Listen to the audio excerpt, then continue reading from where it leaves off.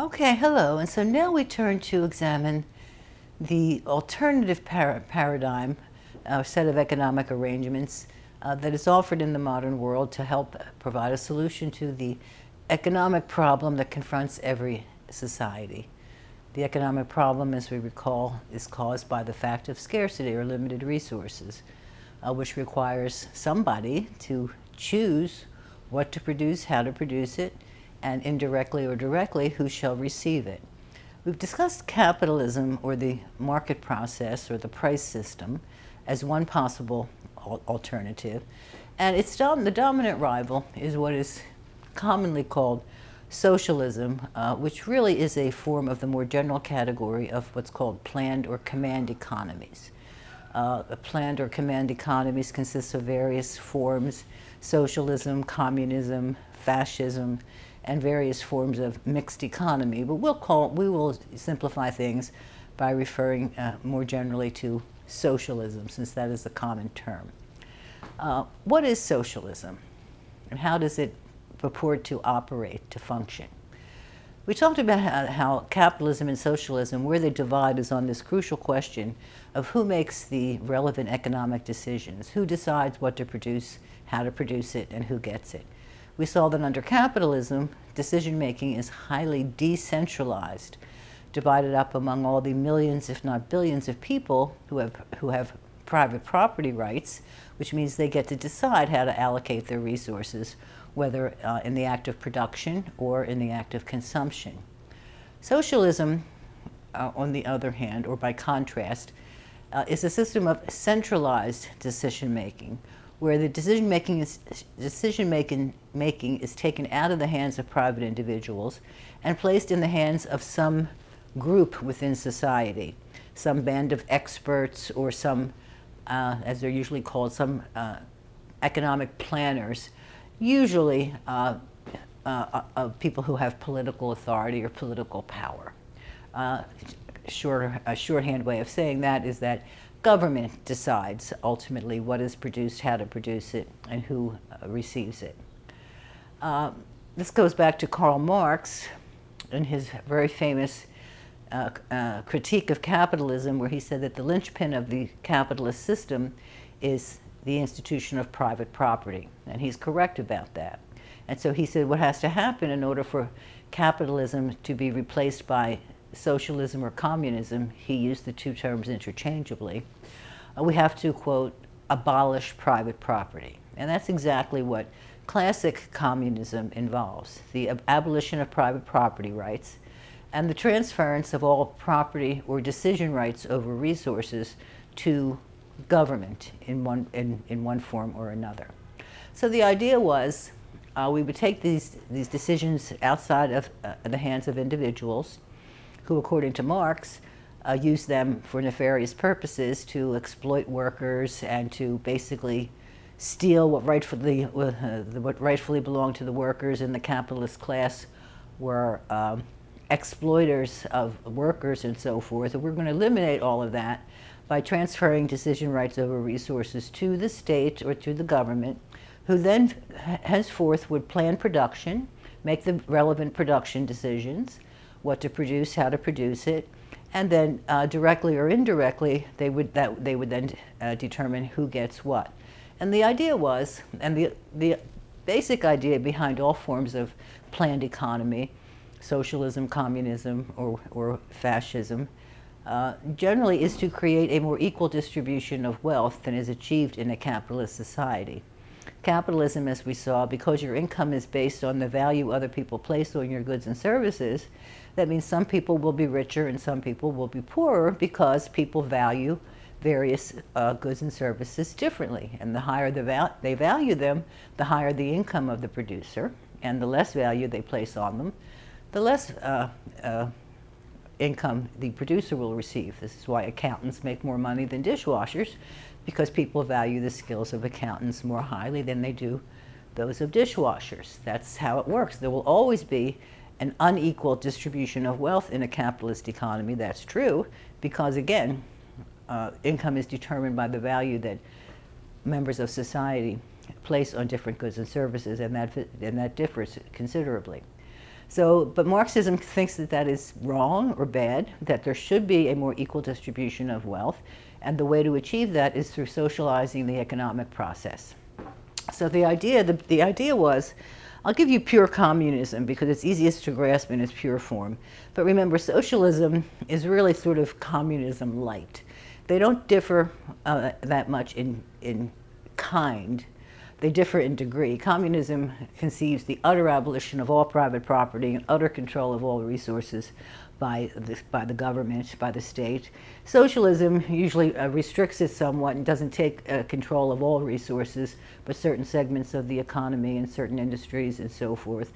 And also, communism involves the complete abolition of private property, whereas the socialists who followed Marx figured out a way to bring about socialist ends without abolishing private property. Instead, they leave private property nominally in place, but they tax and regulate property in such a way that the government ultimately decides how it's allocated. And that's the crucial feature of all these planned systems.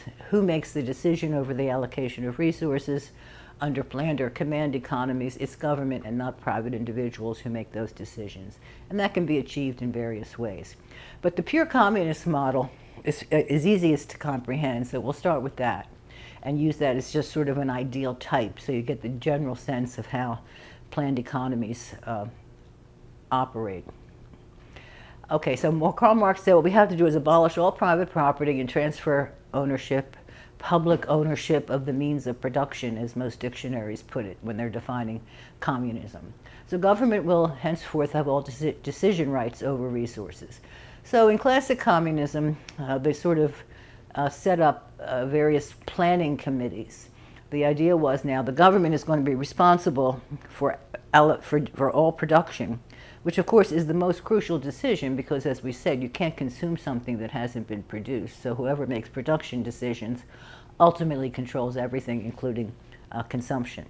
So classic communism divided the economy into different sectors: agricultural sector, housing sector, industrial sectors, or there's different sectors, and people were put in charge in order to make production plans for various relevant time periods. Under Stalin, they had 5-year plans, 10-year plans, 15-year plans. Make up plans. Okay, you're instructed. You're the head of the agricultural committee. You're the head of the housing committee. You're the head of the clothing committee. Make up plans. How much of everything and what kind should be produced?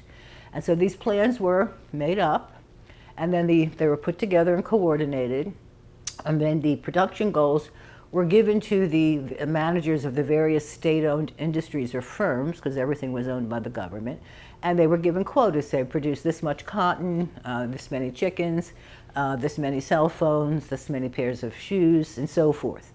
And so the production goals were given to the firm's managers, and then they were expected to organize things in their factories in such a way to meet the production goals.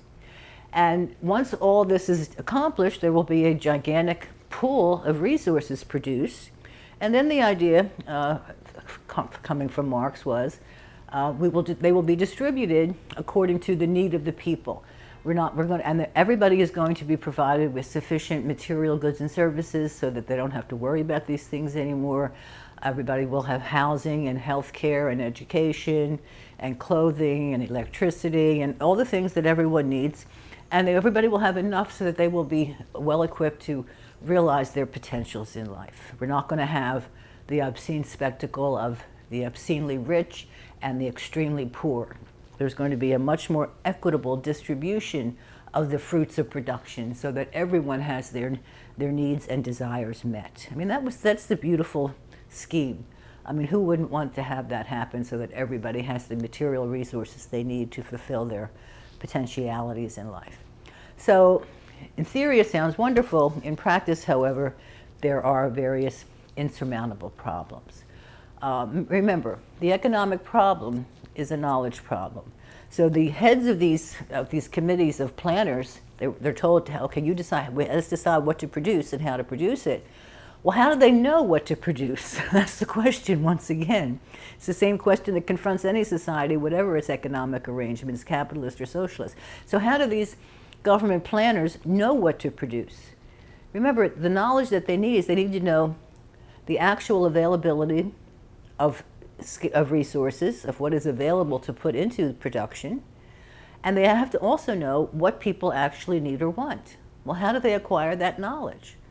We see that in a capitalist system, the way the producers acquire that knowledge is by reading the language of prices. They know what people want. A high price says there's a high demand. A low price says a low demand. They know what's available. A high price says it's in scarce supply. A low price says it's in plentiful supply. So by reading those price signals, producers know how to allocate resources to deal with scarcity or lack of or abundance, and also with the actual level of demand. But in a society that abolishes private property, it's impossible to form accurate relative price structure, because remember, we saw prices in a market economy emerge from the voluntary actions of millions of individuals deciding how to allocate their resources in acts of consumption and also of production. So if you take that away and people don't have private control over resources where they can make those decisions, there's no way to form an accurate relative price structure. So the planners in a communist society are really planning in the dark. They have no way of acquiring the knowledge of what's available, to what is scarce or what is abundant, or what people actually need or want. That's the fundamental problem of all planned economies, and it doesn't matter if they're all staffed by Mother Teresa's or by or Einstein's, the greatest geniuses and the most selfless, well-intentioned people in the world cannot acquire the necessary knowledge and information they need to make rational economic plans in the face of scarcity. That is the fundamental problem, well documented throughout the development of economic theory in the 20th century, which was the century of huge experiments in collectivized economic planning. We have lots and lots of knowledge of how this works and didn't work theoretically, and we also have the actual experience of those many societies that attempted to implement Marxist ideas, Soviet Union being the classic example, but there are others as well. They uniformly failed to produce the results anticipated by the planners. And again, it's not because they were bad people, and they may have been bad people, but they may have been angels. It doesn't matter. They had no way of getting the knowledge that they needed to make rational economic plans for a significant number of people in a large society, or even in a small society for that matter. But anyway, they went forward with this. This is early on in the process, the 1930s, 1920s, 1930s, and so forth, sort of the heyday of this sort of economic planning. And they made production plans. So how do they decide? So we have all these different committees. I'm in charge, and I put you in charge of the agricultural committee, and you of the housing committee, and so forth, supposed to make up your plans. How do they know what to produce? How many units of housing? How many chickens? How much electricity? How many pairs of shoes? How do they know?